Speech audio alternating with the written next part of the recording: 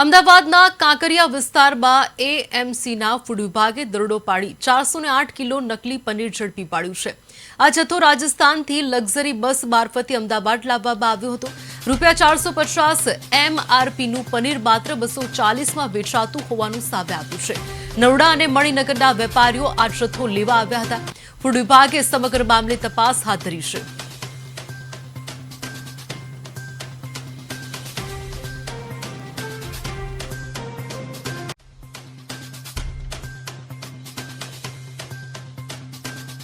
મોકલી આપવામાં આવે છે। લગભગ 408 કિલો જેટલો જથ્થો એ વેચાણ માટે સ્થગિત કર્યો છે અને એને કોલ્ડ સ્ટોરેજમાં મુકાવડાવવામાં આવેલ છે અને હવે સેમ્પલના પરિણામ આવ્યા પછી જે તે મેન્યુફેક્ચરિંગ યુનિટ તેમજ જે લોકો ખરીદી કરવામાં આવે છે તેમના દ્વારા એવું પ્રાથમિક તબક્કે એવું જાણવા મળ્યું છે કે એ લોકો ફેરી કરતા હતા અને અલગ અલગ જગ્યાએ પનીર આપતા હતા।